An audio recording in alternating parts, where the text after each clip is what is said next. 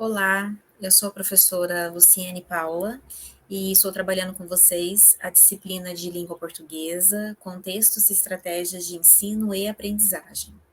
Nessa videoaula, nós discutiremos de maneira mais específica os processos de análise textual. Para começarmos, convém olharmos para as etapas da produção textual. Afinal de contas, se nós estamos falando desse processo de análise, essa análise ela implica justamente nesse momento de avaliação, né? De se olhar para o texto e analisá-lo. Então, evidentemente, isso pressupõe um texto que já tenha sido elaborado, que já tenha sido construído.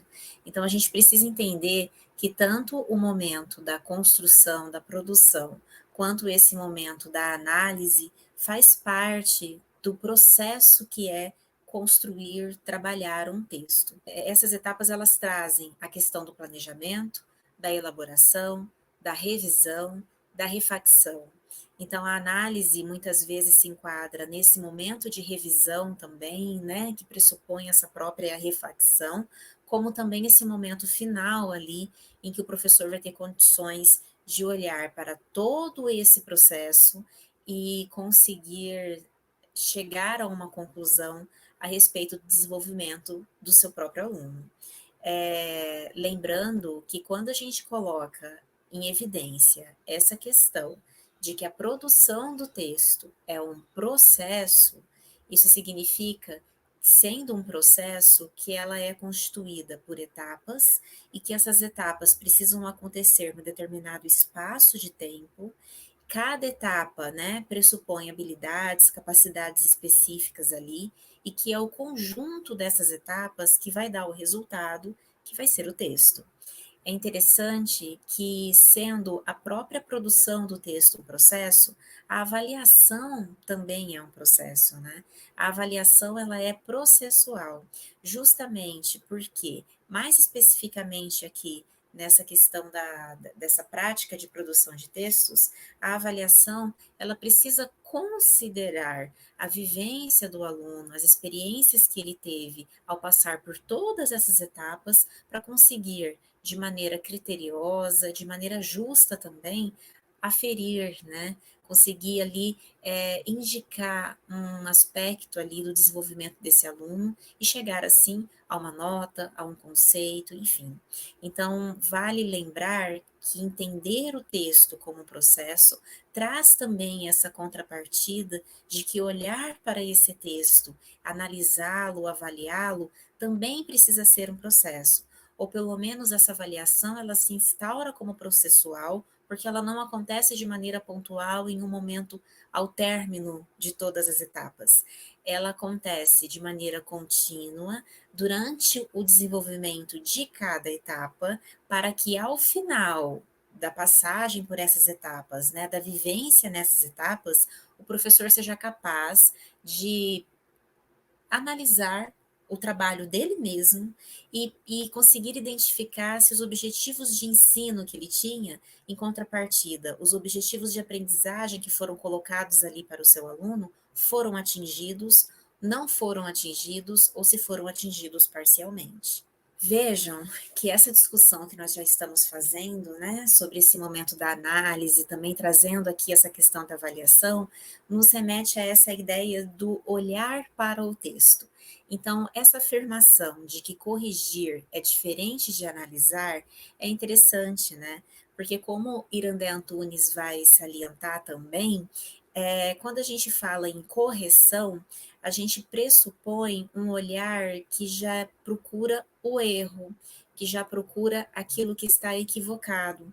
É um olhar que caminha também mais, parece, para aquela higienização do texto, para retirar aquilo que não serviu, aquilo que está errado e colocar outra coisa no lugar.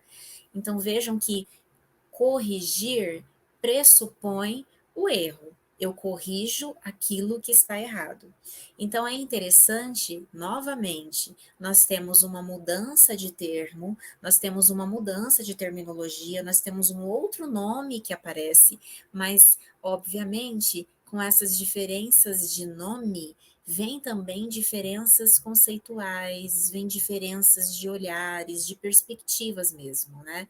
Então, quando a gente fala em análise de texto, a análise, ela é muito mais realista nesse sentido de olhar para o que o texto traz. Eu não sei o que o texto vai me trazer, não é? Eu não sei se o que eu vou encontrar estará adequado ou não adequado a partir da proposta inicial que foi apresentada. Então, é muito interessante nós olharmos para essa questão da correção e da análise. E é interessante perceber que por trás desse entendimento de análise, eu vou analisar o texto do meu aluno, existe uma postura docente diferente também. Eu não estou mais em uma perspectiva de ensino mais tradicional, não é? Da redação, que aí sim se alicerça na mera higienização do texto. Eu estou em uma perspectiva de ensino de língua portuguesa enquanto língua materna, um ensino pautado por uma abordagem enunciativa da língua, ou seja, que concebe a língua como lugar, como meio de interação social e, consequentemente, vai se apoiar no texto e nas diversas práticas discursivas para ajudar esse aluno a ter contato com os recursos linguísticos que essa língua oferece para que ele possa agir socialmente. Então, é nessa perspectiva que, quando eu tenho contato com o texto do meu aluno, eu analiso. E vejam que, ao falar de erro, né, que é o que a correção pressupõe, nós trazemos, em contrapartida, para a ideia da análise, a questão da adequação. Considerando tudo que é necessário de se observar no momento de produção do texto, todas as questões relacionadas a esses princípios, né, que devem nortear a produção do texto, enquanto um exemplar de um gênero textual, a partir dessa perspectiva, eu tenho muito mais uma noção de adequado ou inadequado, não é? Então, assim, o que é erro ou o que é acerto vai ficar dependendo de que texto eu estou construindo, de onde esse texto circula, de para quem esse texto é, qual é a finalidade sociocomunicativa dele, entendem? É isso que vai dizer se esse aluno pode, em determinado texto, fazer uso de repetições variadas, usar gíria, por exemplo, ou se naquele texto que ele está construindo, não. Se ele repetir demais uma mesma palavra, não vai ter um efeito tão positivo, como pode ter, por exemplo, no anúncio publicitário. Não, no caso se esse meu aluno estiver construindo uma carta de solicitação, estiver fazendo um requerimento, estiver construindo um currículo, talvez a repetição de uma mesma palavra já não tenha um efeito que denote criatividade, por exemplo. E ali, naquele outro contexto, seria inadequado.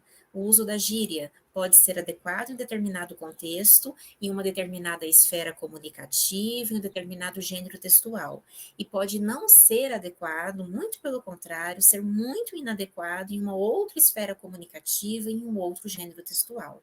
Então vejam que para eu saber o que é adequado ou inadequado, eu preciso ter parâmetros para realizar essa análise.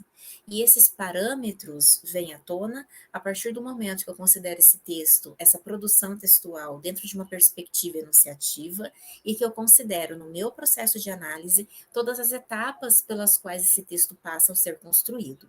Então vejam, como nós temos aqui na citação de Antunes, o procedimento básico deve ser discutir com o aluno em que e por que seu texto não está adequado, e na mesma dimensão, descobrir com ele as alternativas de reconstrução de seu dizer. Tal prática tem, inclusive, a vantagem de iniciar o aluno na tarefa de ser ele mesmo o primeiro revisor de seu texto.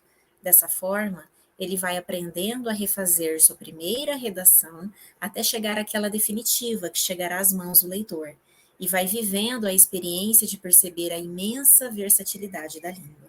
Então vejam que o que a gente destaca aqui é essa ideia da avaliação do texto como um exercício de aprendizagem, não é? Então vejam que algumas questões são importantes aqui. A autora ela fala de redação no sentido bem de redigir o texto, a redação como ato de redigir, lembrando que nós estamos diferenciando a atividade de redação com a atividade de produzir texto, não é? A redação é um nome que ficou muito em voga, correspondendo a uma perspectiva de ensino tradicional de língua portuguesa, em que produzir texto na escola era fazer narração, descrição ou dissertação apenas para o professor corrigir, era uma mera atividade escolar. Quando nós abordamos a perspectiva da produção de texto, que é a perspectiva que nós adotamos aqui, nós estamos trabalhando uma concepção de língua enquanto lugar de interação social, uma abordagem enunciativa de ensino de língua materna, em que produzir um texto é de fato se inserir numa atividade comunicativa, é ter um propósito, um interlocutor definido, é saber o lugar e a posição social que se assume, e a partir disso fazer as escolhas linguísticas, textuais, discursivas necessárias à produção satisfatória desse texto. Ok? Então, isso é importante da gente frisar. O que a Irandé Antunes traz aqui para a gente é essa ideia do professor como mediador também nesse processo, né? E essa ideia também de que o aluno se assume como produtor desse texto. Nós estamos discutindo aqui a prática de produção de texto. Então, produzir o texto é se assumir como autor também. E quando ele recebe essas análises do professor, ele está trabalhando uma das etapas necessárias à produção do bom texto. Ele bom texto porque é adequado aos propósitos comunicativos aos quais ele se presta. Então, vejam que a trabalhar a avaliação do texto como esse exercício de aprendizagem é justamente considerar o texto em todas as suas etapas. E a avaliação, a análise do texto é uma dessas etapas. Vejam que dentro dessa etapa, né, também da análise, da avaliação, dentro desse momento aí dessa prática de produção textual, nós temos que ter parâmetros. Então eu trago aqui para vocês a questão dos parâmetros para análise do texto. E a própria Irandé Antunes vai nos lembrar, né, de maneira muito básica, muito prática, quais são esses parâmetros. Então, vejam que quando nós olhamos para um texto, quando nós analisamos esse texto, nós não estamos olhando apenas para um de seus aspectos, que parece que por muito tempo, dentro de uma abordagem mais tradicional de ensino de língua portuguesa, foi o que predominou. Apenas os elementos linguísticos, não é? Então, assim, os elementos linguísticos são um dos elementos que nós temos quando nós olhamos para o texto. Nós temos elementos linguísticos, sim, e além desses elementos linguísticos, elementos de textualização e elementos pragmáticos. Então, vamos falar um pouquinho aqui rapidamente sobre cada um deles. Os elementos linguísticos dizem respeito aos aspectos lexicais e gramaticais. Afinal de contas, uma língua ela é constituída por dois componentes, né? O léxico e a gramática.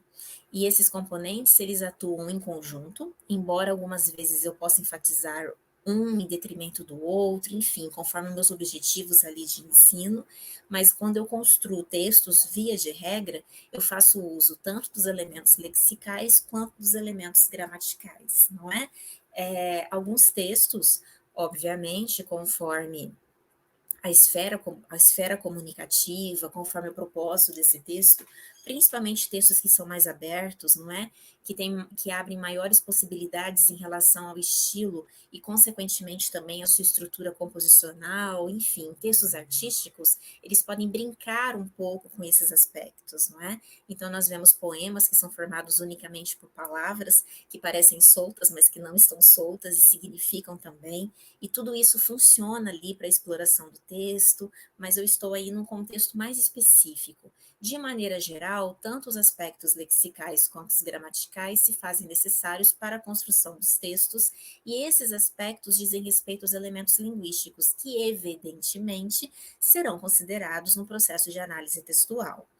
Mas eles não são únicos. Eles não são únicos, como muitas vezes, né, numa abordagem mais tradicional desse texto que era uma mera redação, a intervenção do professor se limitava apenas a observar esses elementos, e observar esses elementos de uma maneira bastante reduzida, porque quando eu olho para o texto do meu aluno e eu observo apenas um aspecto relacionado à ortografia, por exemplo, Quando eu observo apenas um aspecto relacionado à concordância e eu sinalizo para ele apenas aquela concordância verbal que está inadequada se o meu pressuposto era que ele usasse a variedade linguística da língua portuguesa, a norma culta, comum, standard, enfim, aquela variedade linguística que exige as marcas, né, de concordância, o plural redundante, por exemplo, e eu sinalizo apenas isso, eu estou empobrecendo, estou tendo um olhar bastante empobrecedor mesmo, inclusive sobre os elementos linguísticos.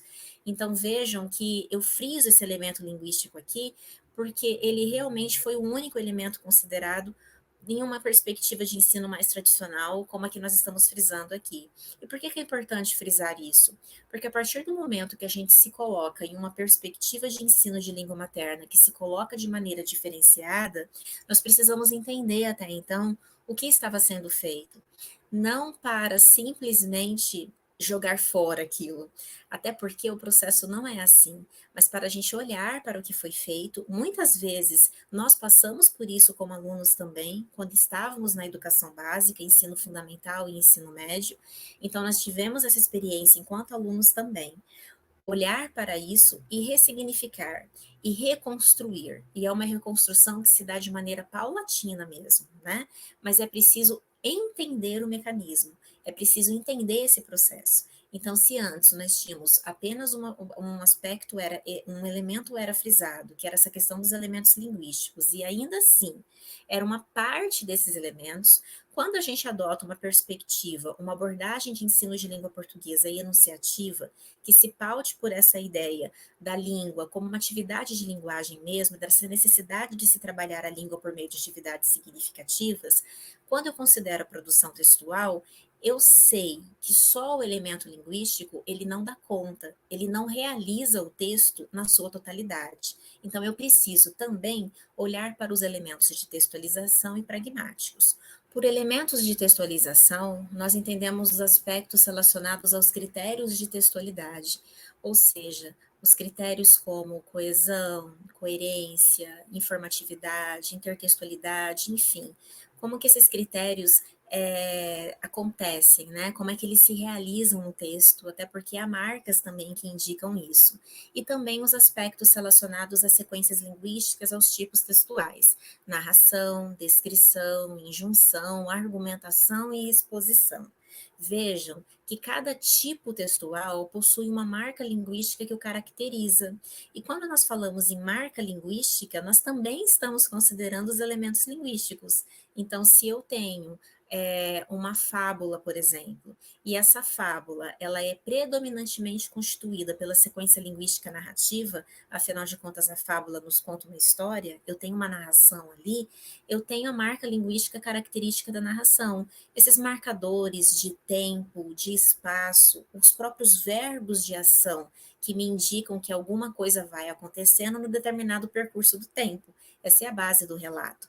Então vejam que quando eu olho para esse verbo, ou quando eu olho para esses marcadores de tempo, para esses marcadores de espaço também, enfim, eu estou olhando para elementos linguísticos. Mas agora, esses elementos linguísticos, eles também fazem parte do que a gente está chamando de elementos de textualização, porque eles ajudam a construir também, eles também entram nesses aspectos relacionados mais especificamente à textualização desse texto como um todo. E o terceiro grupo de elementos que nós olhamos, né, que nós precisamos olhar quando nós analisamos qualquer texto, são os elementos pragmáticos, ou seja, os elementos da situação em que o texto ocorre. Eles dizem respeito a aspectos relacionados às intencionalidades, relacionados ao gênero textual e aqueles aspectos relacionados ao domínio discursivo em que se insere o texto. Então, quando a gente pensa nesses elementos pragmáticos, nós já estamos olhando para aquele texto como aquilo que ele é, um exemplar de um gênero textual, um texto que circula em uma determinada esfera comunicativa e que traz todas as implicações dessa esfera. Vejam que esses parâmetros, eles nos trazem também determinadas implicações, né? Vejam só, qualquer análise de qualquer segmento deve ser feita sempre em função do sentido, da compreensão, da coerência, da interpretabilidade do que é dito. O que significa admitir? que em qualquer análise, a questão maior é sempre a compreensão do que se diz e de como e para que se diz o que é dito. A análise das formas pelas formas significa muito pouco. As formas se expressam para significar, como recursos ou meios que possibilitam o entendimento mútuo dos interlocutores envolvidos. Então vejam que o que a autora ressalta aqui nesse fragmento que eu trouxe para vocês, nessa citação, é justamente o que nós estamos reforçando aqui desde que começamos a nossa discussão, mais especificamente sobre os elementos. Não é apenas o elemento linguístico, não é apenas a forma do texto. Afinal de contas, quando eu olho para um texto como aquilo que ele é, um exemplar de um determinado gênero textual, eu preciso olhar para esse texto também em sua função sociocomunicativa, ou também na função sociocomunicativa que ele realiza. E olhar para esse texto nessa função, né, olhar para esse texto com essa completude, me leva necessariamente a olhar os elementos linguísticos, sim, os elementos de textualização e também os elementos pragmáticos, né, os elementos da situação comunicativa na qual esse texto está inserido. Até porque, novamente, para eu ter parâmetro para analisar um texto, eu preciso reconhecer essa situação comunicativa. Para eu saber se o uso de um determinado elemento linguístico é adequado ou não, muitas vezes é a situação comunicativa que vai me dizer isso.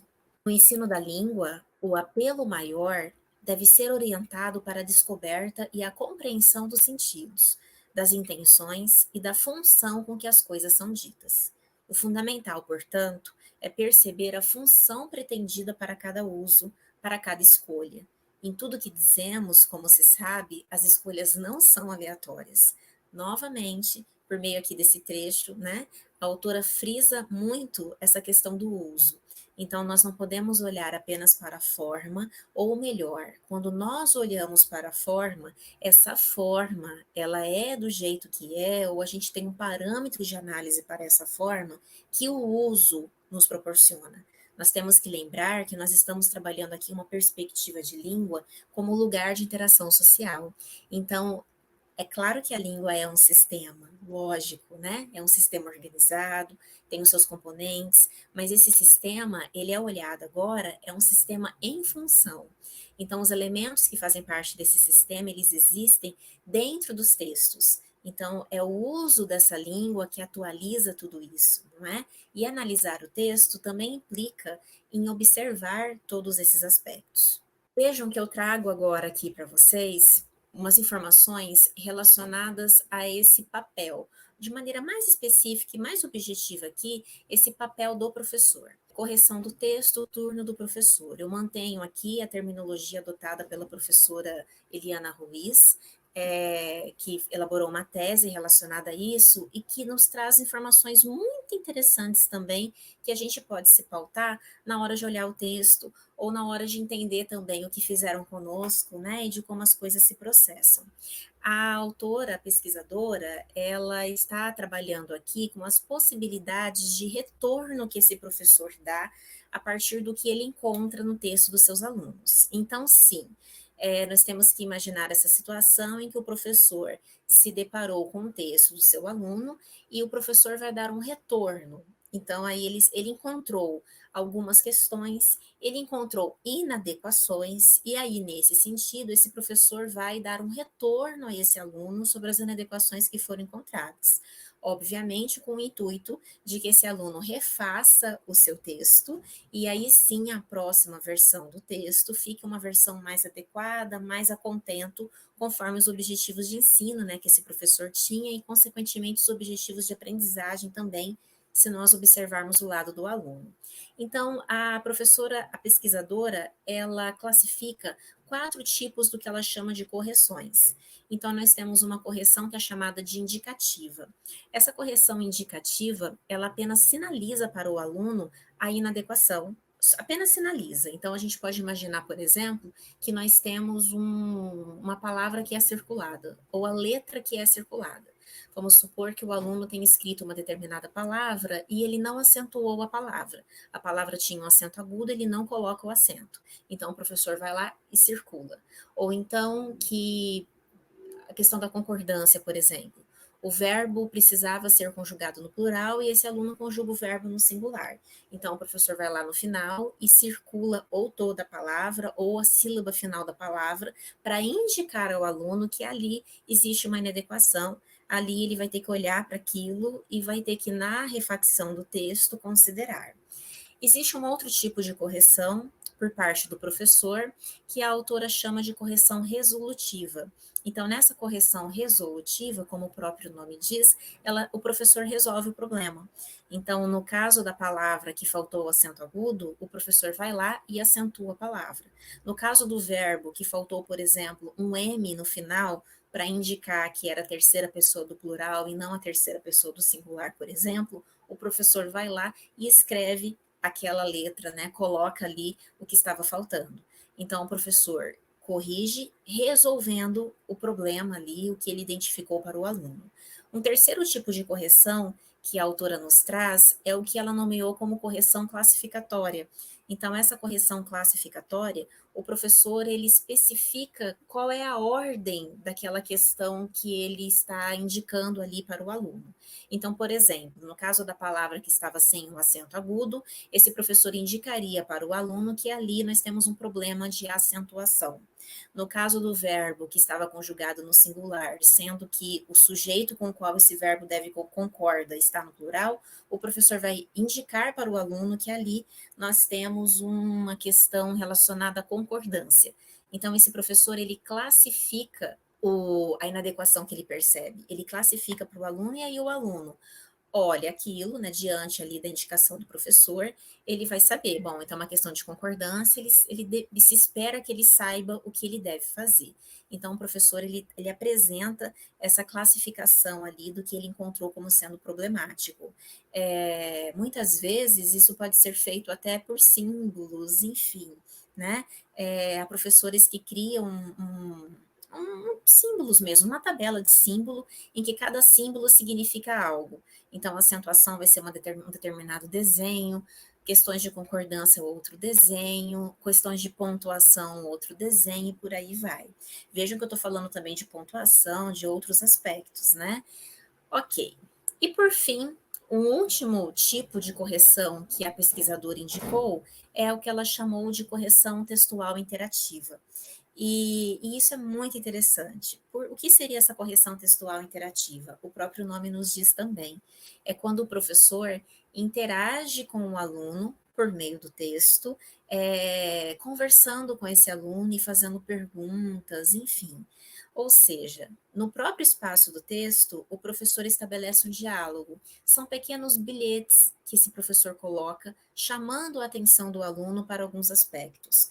Podem ser aspectos linguísticos também, né? E de outras ordens, mas veja que a correção textual interativa é a única que dá conta dos aspectos pragmáticos. A correção textual interativa também é a única que vai dar conta em maior grau de aspectos relacionados aos elementos de textualização. Porque a partir do momento que ela possibilita esse diálogo com o aluno, ela pode, por exemplo, fazer o aluno perceber, por meio de uma pergunta, o professor pode fazer o aluno perceber, por meio de uma pergunta, uma incoerência. Se esse aluno se contradisse, vamos imaginar que esse aluno esteja produzindo um texto de teor argumentativo e ele se contradiz, ou seja, ele coloca duas ideias que são contraditórias. Como assim? Né? O professor pode fazê-lo perceber isso. Fulano, o que você quis dizer aqui? Você percebe que esses argumentos estão contraditórios? Como ele diria isso de outra forma? Enfim, vejam que a correção textual interativa é realmente a correção que mais dá conta de um retorno desse texto, né, da refacção por parte do aluno satisfatório, porque justamente ela mostra para o aluno outros aspectos que vão além dos elementos linguísticos. E mesmo quando os elementos linguísticos são postos em evidência ali também, quando a gente trata dos aspectos pragmáticos também, o próprio olhar para o elemento linguístico se torna diferenciado, faz mais sentido. Então, observem como isso é interessante, observem como esses tipos de correção fazem parte da nossa vida mesmo, né? tanto como alunos e também como professores ou como professores em formação. Então, vejam que, para dar conta dessa abordagem significativa de ensino da língua materna, dessa abordagem enunciativa, que se pauta pelo texto, é importante nós termos em mente que, em algum momento, essa correção textual interativa ela vai aparecer, porque a gente precisa, além de indicar para o nosso aluno, né, algumas inadequações a partir de parâmetros muito bem estabelecidos, que vão dar conta dos elementos linguísticos, dos elementos de textualização, enfim. Eu preciso também olhar para esses elementos pragmáticos, principalmente. E ao olhar para esses elementos pragmáticos, eu preciso estabelecer essa conversa com o meu aluno, e aí nós temos um tipo de correção que é utilizado, que é válido, né, e que deve fazer parte aí do repertório do professor. E aí, já encaminhando para a finalização também da nossa videoaula, convém relembrar que dentro desses processos de análise do texto, né, nós também temos que ter em mente o tempo todo que os nossos parâmetros para análise, sejam eles os elementos linguísticos, de textualização ou os elementos pragmáticos, eles estão ancorados nos usos que nós fazemos da língua. Então, novamente, eu só tenho parâmetro para análise se eu tiver muito bem definido qual é o meu contexto, qual é a situação comunicativa que eu estou vivenciando. E aí nós temos em cena a questão dos campos de atuação social, né, corroborados aí pela nossa Base Nacional Comum Curricular, ou seja, as esferas comunicativas mesmo pelas quais nós transitamos no nosso dia a dia, como também as práticas de linguagem pelas quais nós usamos a nossa língua, né, no nosso dia a dia, as práticas de leitura, escuta, de produção de textos, de análise linguística, tudo está junto em uma atividade de linguagem. E quando a gente entra nessa etapa de analisar o texto do nosso aluno, a gente só consegue proceder com essa análise como considerando que essa análise é uma etapa de um processo que começou muito antes, quando o meu aluno recebeu essa proposta de comunicação, né? Quando ele recebeu essa proposta de agir por meio do texto e de assim atuar discursivamente. Por fim, para nós finalizarmos, convém ressaltarmos essa questão da avaliação enquanto uma possibilidade de desenvolvimento da autonomia do aluno. Vejam que quando nós olhamos para a avaliação, nós temos aí pelo menos dois entendimentos, né? Que nós devemos também desenvolver e dar espaço para eles em sala de aula, essa avaliação vertical e horizontal, ou seja, uma avaliação que se pauta, sim, por essa relação entre o aluno e o professor. Então, é evidente que nós temos aí uma hierarquia bem estabelecida e em momento algum o professor ele deixa esse espaço de leitor privilegiado do texto do aluno, né, de mediador, é um papel crucial que o professor desempenha no seu trabalho. Então, o professor é aquele par experiente que dará condições, que auxiliará o seu aluno, né, propiciará a ele que ele vivencie experiências que o levem gradativamente a ampliar o seu repertório linguístico e, consequentemente, a desenvolver a sua competência comunicativa, o que vai além do repertório linguístico, né, mas o envolve também, mas essa competência que vai envolver, no sentido muito amplo, a possibilidade de produzir discursos que sejam satisfatórios, né, nas mais diversas situações em que esses discursos precisarão ser produzidos. Mas, junto com essa avaliação vertical, convém também ressaltar a importância de uma avaliação horizontal, ou seja, que entre os alunos, eles também tenham a oportunidade de se colocarem como analistas dos textos de seus colegas, não é? Isso já vai criando toda uma atmosfera propícia à aprendizagem, porque assim como o outro receberá o meu texto com o intuito de me auxiliar a melhorá-lo, eu também posso, com todo o respeito, ajudar o meu colega a aprimorar o texto dele. E a partir do momento que eu analiso o texto do outro, eu reforço no meu repertório os critérios necessários para a boa produção daquele texto. Ou seja, se eu estou produzindo uma notícia que vai ser publicada no jornal mural da escola, ou que vai ser publicada no blog da escola, enfim, se eu estou produzindo esse texto, e a partir do momento que eu ajudo o meu colega a olhar a notícia dele também antes da publicação dela, Enfim, eu só estou reforçando em mim as características necessárias que esse gênero exige, né, esse gênero textual em questão, e, consequentemente, as possibilidades de lidar com os diferentes recursos linguísticos para a boa produção desse texto. Então, é interessante lembrar disso e trabalhar isso como uma estratégia muito válida na hora de se trabalhar também essa análise do texto dos alunos como um dos processos, né, uma das etapas necessárias nessa prática de produção textual. Tudo isso em prol do desenvolvimento da autonomia do nosso aluno e principalmente que ele se sinta realmente autor e produtor de seus textos, né?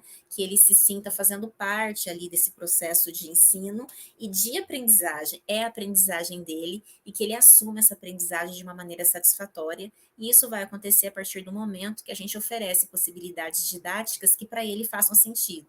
É isso, finalizamos esta videoaula. Bons estudos a todos.